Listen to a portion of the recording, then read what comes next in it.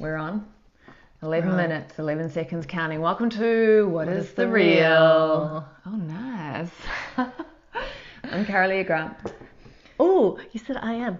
And I was about to say my name is Melissa Billington. I so did. My name is Kara-Leah Grant. I almost feel like doing a retake, but we're not going to because this is real.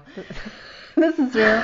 Well, because you usually say my name is, and I usually say I am or I'm. Yeah. So I became aware of that and swapped it around, and then. And you know the reason behind that, right? Well, for me, the I am is the most, powerful, and it's just a name. It's not who I am. Maybe that's revealing about how discombobulated I feel today. Well, I mean, if you're talking about it being like an identification with your identity. Yeah, I'm maybe more identified at the moment because I'm going through some shit. Which brings us to our topic. Today's topic. How do you show up when the shit's going down? How do you show up when the shit's going down? Mm-hmm. And we have about 10 minutes to answer that question. Okay. So in this tiny little space. So the reason we're so intimate this time is we've got mics now, and the mics have a very short lead. So in order to can you hear me better? We have to be close, but we're going to get a long lead for the next time that we do this. So we can be more embodied. Yeah, embodiment's good. So you might see us move a bit. How do you show up when the shit goes down? So the reason for this topic this time is Melissa just told me a really cool story, which she's going to tell you shortly, and B, I've had quite a big weekend and some shit's come up, more than has come up in a while, and I'm still processing. There's a whole lot of emotion there, and I've also got so much on my parenting and work plate, so I'm kind of like putting one foot in front of the other, just going, just show up to this, don't worry about that right now, show up to that. So that's why we're talking about it. And about how for me, so we were talking also about fire because you have a course coming up called Ignite, and talking about how like lighting a fire, and what I'm interested in with Manipura, with this chakra in the navel center here in the solar plexus, the fire element there, and what I've been playing with over the winter is lighting fires and tempering my fire, because I've had a few instances of burning pots and burning my mouth and supervising carpet burning, supervising young men burning the carpet, costing thousands of dollars. So there's all of this been around fire, and me recognizing how do I temper my fire, but also looking at how do I light fires literally, as part of the Amazon Academy. The element at the beginning of the year when we first get going, Manipura chakra fire, is then how do you light it?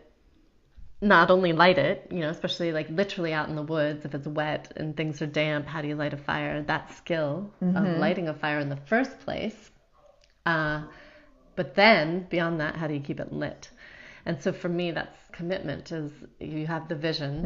And then because I remember the first time I realized this, of making a commitment to somebody and to some place, staying in a particular place, particular relationship, and realizing that it wasn't just I make that commitment once, but I have to remake it almost every single day. I have to recommit.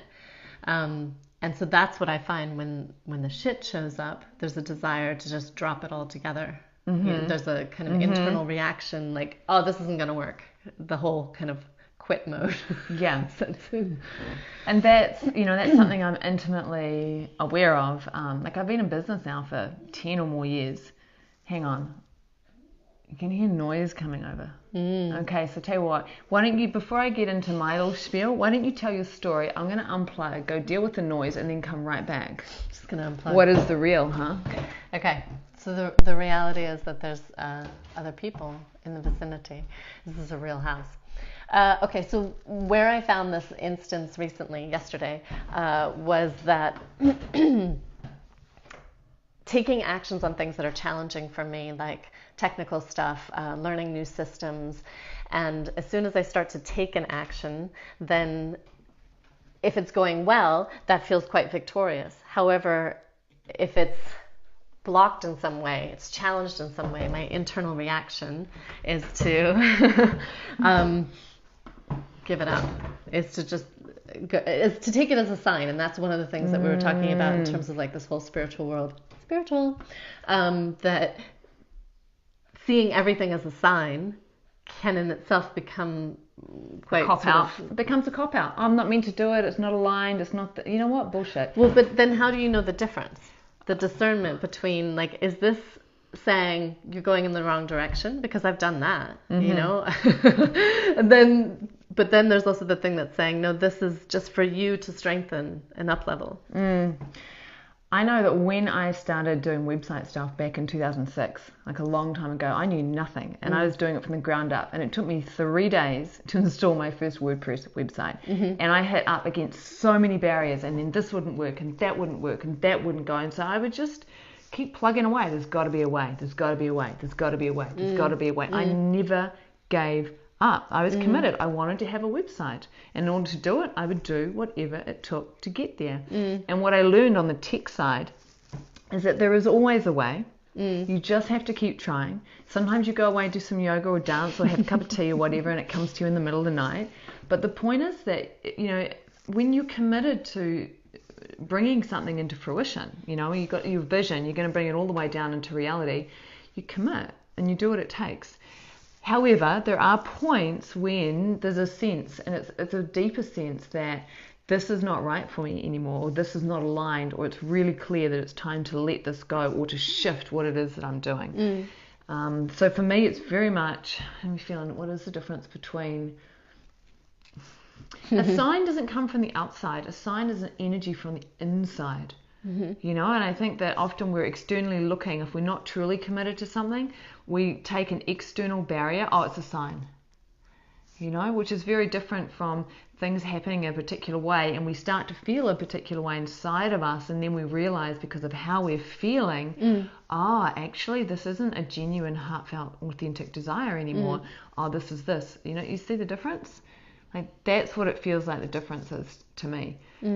But commitment, I mean, I recognize it now that I've done, you know, you've done my Ignite Your Career course, right? 6-week mentoring program. I've worked with 12 people so far. And what I see is the people that are able to take the material and run with it are the ones that are more committed, you know, and like commitment is something that I can foster and cultivate in someone, but also to a degree it sort of comes with them as to how much they want it, like how much they want to go there. And when it comes to any dream, like there's probably a mathematical formula that you can work out where it's like your level of commitment will show you how likely you are to achieve your dream. Because when you just go balls to the wall, all in, I know, it's a great saying. I don't know that phrase. I just made it up, I think. I just like it, balls to the wall. It rhymes. Yeah, I know, but like I'm trying to see that. How does that happen? How do you get into that position?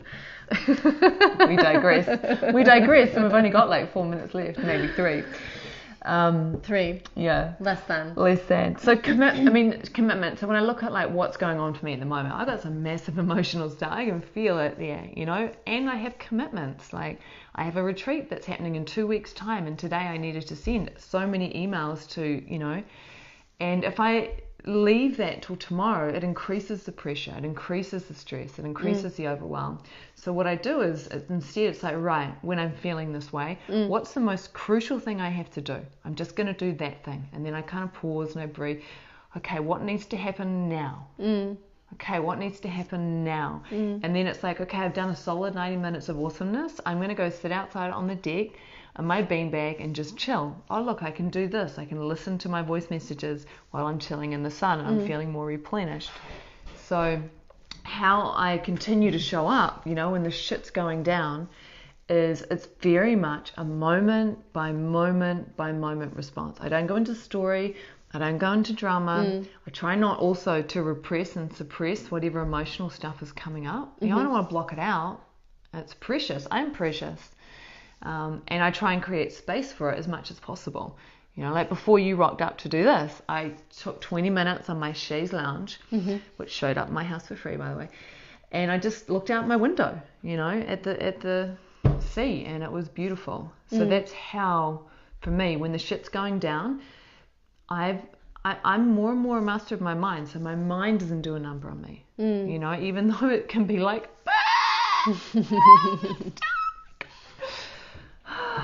but we're here and we're doing this. You're doing this. I'm doing this. Yeah.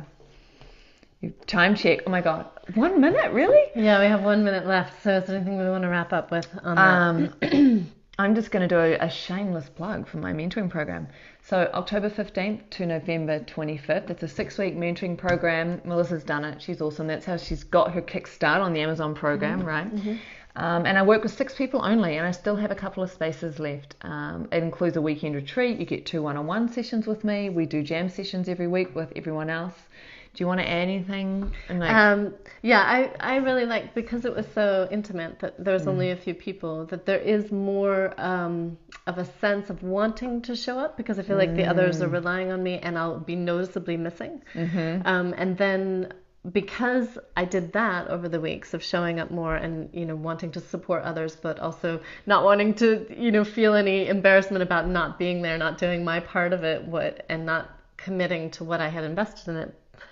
Because of all of that commitment and that showing up along the way, that then when we had the in-person retreat, it was much more connected, and it was like I was meeting people I already knew because I'd been listening to their stories, and I really liked that aspect of supporting one another, which is still there. It's just that it is more immersive, like it's 6 weeks, right? So it's immersive in that, and then however much you continue it on is up to you afterwards to continue to work with the community and support others. And and that's what I love about it, is the ongoing community, like the fact that I get to follow you guys and support you guys and watch your businesses grow and expand now that they've been ignited. You know, so yeah.